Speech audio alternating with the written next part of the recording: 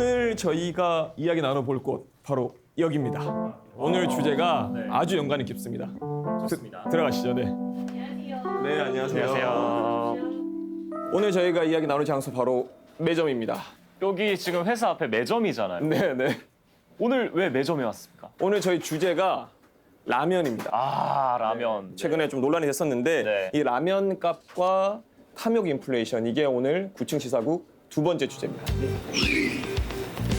우리나라 사람들이 밥보다 더 많이 먹을지도 모른다는 라면. 팔팔 끓는 물에 면 홍당 담그고 스프 넣고 이휘 저으면 군침 도는 얼큰한 국물이 만들어집니다.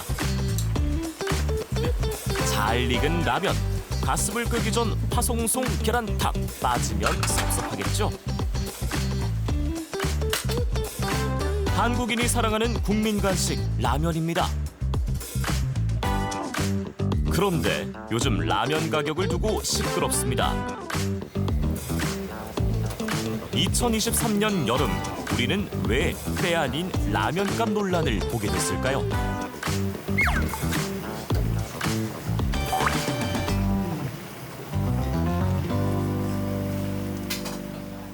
자, 맞습니다. 이달 들어서 라면 가격이 내려갔다는 건 저도 뉴스를 통해서 들었거든요. 이게 오늘 저희가 라면 가격 내린 것 때문에 일단 주제를 정했고요. 이 이야기를 좀 더 전문적으로 해줄 수 있는 기자, KBS 경제 전문 서영민 기자 모셨습니다. 어서 오십시오. 예. 어서 오십시오. 안녕하세요. 네, 안녕하세요. 오십시오. 예. 네, 처음 뵙는 또 매점에서 만나게 되네요. 일단 뭐 라면집에 왔으니까 라면부터 주문을 좀 해주시죠. 사장님 저희 라면 3개만 좀 부탁드립니다. 네, 감사합니다. 네. 자, 라면이 보통 이제 한 3분, 4분이면 끓여지잖아요. 네. 많은 사랑을 받는 라면이 최근 왜 가격 관련해서 논란이 되고 있는지 저희가 영상으로 먼저 정리했습니다. 함께 보고 오겠습니다. 한여름 여의도 한강공원이 인파로 가득 찼습니다.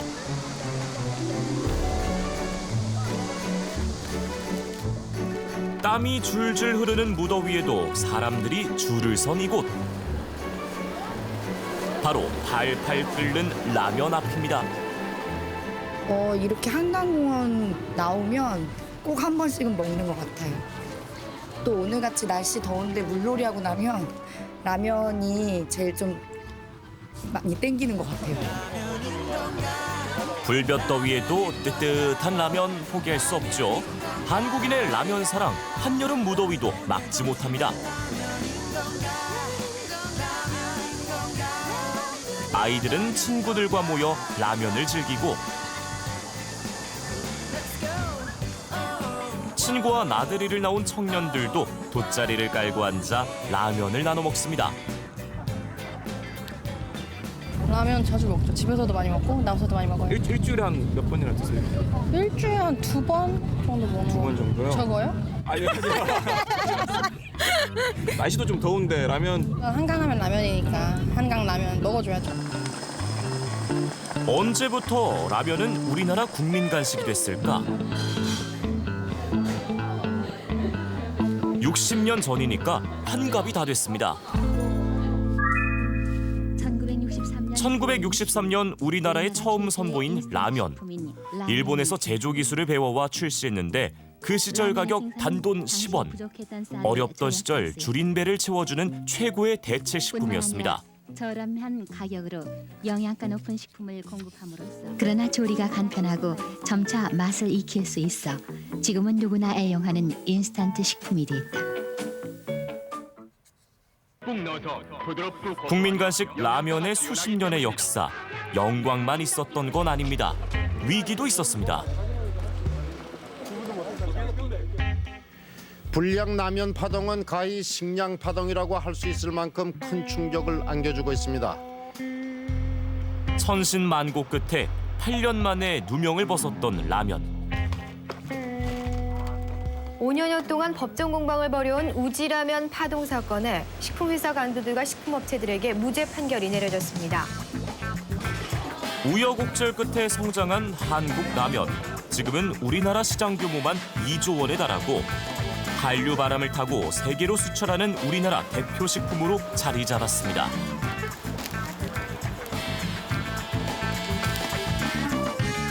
하지만 거칠 것이 없을 것만 같았던 라면 업계에도 새 위기가 찾아왔습니다. 바로 인플레이션입니다. 원재료인 국제 밀 가격 등이 치솟자 라면 업계는 지난 2021년부터 2년 연속 가격을 올렸습니다. 다음 달부터 신라면도 새우깡 값도 평균 100원 가까이 오릅니다. 세계적으로 곡물값을 비롯해서 원가 부담이 늘어난 탓이 큰데 라면 가격들이 일제히 오르자 개당 400원 수준의 초저가 라면까지 등장해 소비자 호응을 얻기도 했습니다.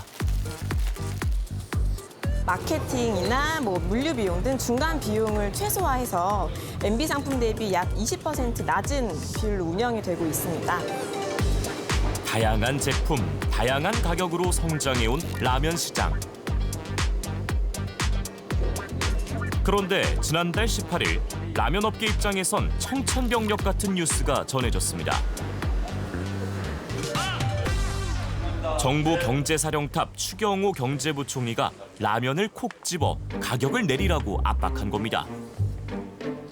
업계에서도 이렇게 국민들께서 물가로 이렇게 고통을 좀 받는 이런 상황에서 이제 국제 밀 가격이 좀 내리고 했으면은 적정하게 소비자들의 기대에 부응하는 그런 노력도 좀 필요하다. 라면 업계는 처음엔 난색을 표했지만 고심 끝에 차례로 5% 남짓 가격을 내렸습니다. 라면 업계는 연간 수백억 원에 이르는 이익을 소비자들에게 돌려줬다고 말했습니다. 소비자들의 반응은 어떨까? 한마디로 시원찮다입니다. 내리니까 너무 좋죠. 근데 너무 적게 내렸어. 이번 한 5% 정도 내렸거든요. 그 같은 거 내리면 내리나 마나지 뭐. 그래서 우리들이 많이 먹는 거잖아요. 네네. 너무 조금밖에 안 내렸어. 소비자 단체들은 인하폭이 너무 적다며 홍보용 가격이나라는 박한 평가까지 내놨습니다.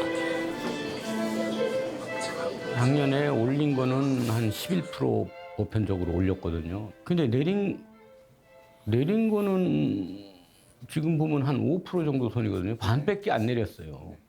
그러면 올릴 때는 왕창 올리고 내릴 때는 찔끔 흉내내기식, 이게 소비자들한테 피부로 와닿는 건 별로 없거든요. 소비자들이 이런 평가를 내놓는 데에는 합리적 근거도 있습니다. 라면 업계의 영업이익이 크게 개선된 겁니다. 실제로 올해 1분기 영업이익이 지난해 같은 시기와 비교할 때 농심은 86%, 오뚜기는 11%나 늘었습니다. 수출을 통해서 외국 시장에서 인기가 좋아서 그렇다 하는데 국내에서도 그렇게 영업이익률이 나쁘게 보여지지 않거든요. 그래서 이런 시기를 기회로 해서 그래서는 안 되는데 좀 더 이윤 창출을 크게 하시려는 그런 목적도 있지 않을까, 그런 좀 합리적인 의심이랄까, 그런 것들이 있습니다. 라면 나왔습니다. 라면 나왔습니다. 네. 그게 좋은 것 같습니다. 아유, 야, 맛있겠는데요?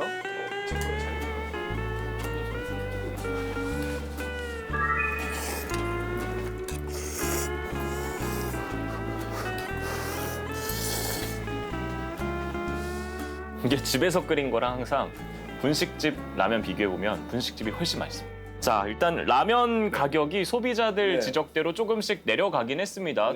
근데 이제 내리긴 내렸는데 그야말로 정말 쥐똥만큼 내렸어요.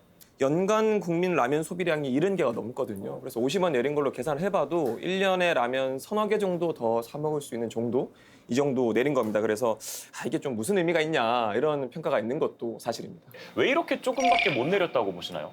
일단 한 두 가지 정도로 설명해 볼 수 있을 것 같아요. 첫 번째는 우선 밀가루와 관계가 돼 있습니다. 네. 국제 밀 가격이 내렸으니까 라면 값을 내리라는 게 정부의 요구, 아닌 요구였는데, 근데 사실은 국제 밀 가격은 내렸지만 국내에서 라면 업체들이 공급받는 밀가루 가격은 안 내렸습니다. 다른 하나는 스프입니다. 스프요? 네. 라면 업체들 주장은 우리는 스프가 정말 중요한 원재료다. 이 스프 가격은 굉장히 비싸다. 다른 뭐 소금, 설탕, 뭐 각종 원재료들 많기 때문에 이 가격 안 내렸기 때문에 밀가루 가격이 내렸다고 못 내린다. 이 두 가지 이유 때문에 그러니까 밀가루 가격이 내려야 내리고 또 스프 차지하는 분량이 굉장히 많기 때문에 못 내리고 그래서 조금밖에 못 내린 겁니다. 들어보니까 구조적으로 많이 내릴 수는 없는 상황이잖아요. 근데 정부도 이걸 분명히 알고 있었을 텐데 왜 콕 라면을 찝어서 가격을 내리라고 했을까요? 일단은 뭐 라면이 가장 대표적인 서민 식품이라는 점을 아마 고려를 했을 테고요. 또 통계를 봐도 일주일에 라면 1개, 2개 정도는 평균적으로 국민들이 좀 드신다 이렇게 통계가 나옵니다. 그러니까 이렇게 좀 자주 이용하는 식품 가격 내리면 국민들이 환영할 거다 이런 기대가 좀 있었던 걸로 보입니다. 그 예를 들어 보면 지금 여기 과자도 있죠. 그리고 뭐 그 외에 빵도 있을 거고 뭐 초콜릿도 있을 거고 다 지금 가격이 올라야 합니다. 이 업체들이 다 가격을 올린다면 어떻게 될까? 정부는 이게 걱정이 되고 이렇게 한번 뽐보기를 보여놓으면 그 다음에 다른 업체들이 기업 심리에 확실히 영향을 줄 수 있다라는 계산이 깔려 있었을 겁니다.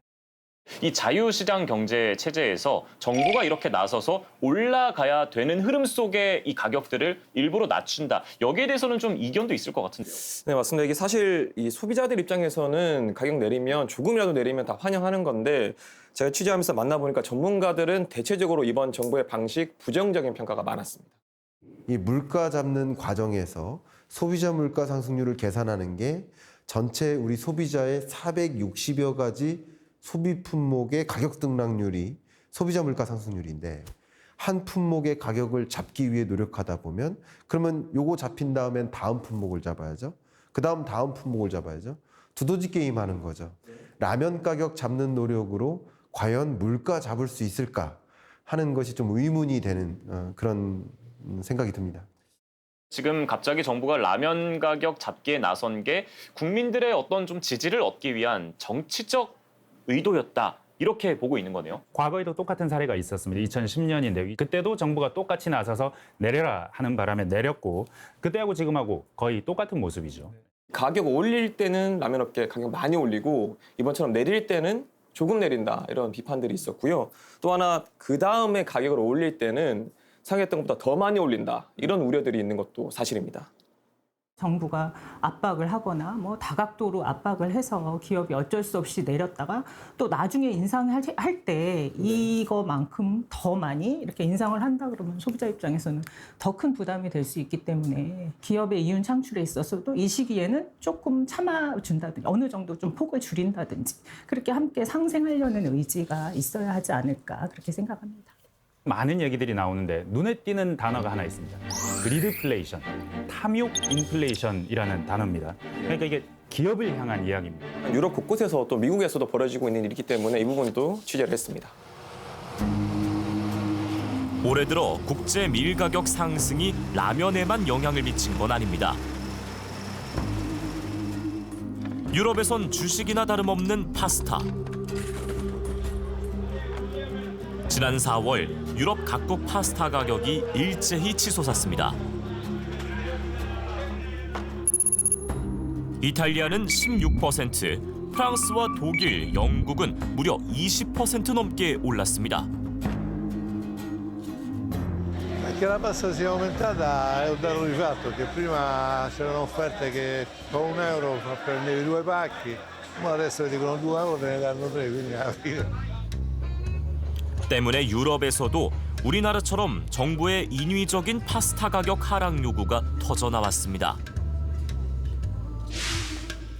프랑스 정부는 식품업계에 가격을 내렸는지 확인해 내리지 않으면 제재를 가하겠다고 공개적으로 밝혔습니다. 이탈리아에선 소비자 단체가 나서서 파스타 업체들의 가격 담합 가능성을 조사해달라고 정부에 요구하기까지 했습니다. 정부도 소비자들도 가격이 지나치게 올랐다고 느꼈다는 뜻입니다.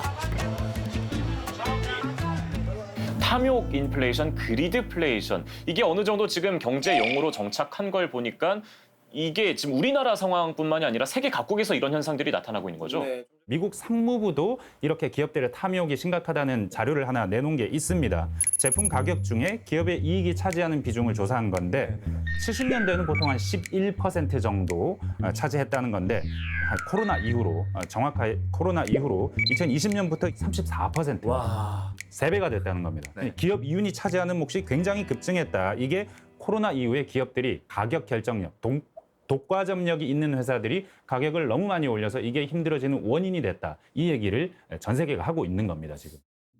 코로나19나 이제 우크라이나 전쟁 같은 좀 특수한 상황에서 이제 가격을 크게 올려받을 수 있다고 해서 그렇게 하면 이제 경기 침체로 이제 고통스러워하는 이제 소비자들한테 이제 신뢰를 이제 잃게 되고 기존의 거대 기업들이 계속 더 성장하면서 이윤을 많이 가져가고 있는 그런 상황이라서 이런 역동성을 해치는 부분들을 없애고 기업들이 새로 진입하고 자연스럽게 성장하지 못하는 기업들은 퇴출할 수 있게끔 유도를 해준다면 그게 가장 근본적인 가격 대책이 되지 않을까 생각합니다. 고물가 시대는 당분간 계속될 겁니다. 그만큼 서민들의 시름도 깊어지겠죠. 소비자들은 이제 기업들이 조금 다른 모습을 보여주길 기다리고 있습니다. 사회적으로 지금 가장 중요한 현안이 고물가 고금리에 따른 압박인 거고 서민들은 그것 때문에 굉장히 큰 고충을 겪고 있다라고 생각을 한다면 오히려 기업들에게 ESG 경영 철학을 더 함양하고 그런 기업 사회적인 문화를 형성하도록 하는 거 그게 기업이 해야 될 일이지 않을까 생각하고 있습니다. 정부엔 임기응변식, 보여주기식 대책보다는 장기적인 물가 관리 정책이 필요하다는 숙제가 남았습니다. 이런 독점화, 과점화되는 기업들은 상대적으로 시장 지배력이 높아지기 때문에 가격에 대해서 결정 권한을 갖게 되는 경우가 많습니다. 이런 무역 구조를 좀 개방화해서 외국에서 얼마든지 대체재를 사올 수 있는 구조를 만들어버리는 겁니다.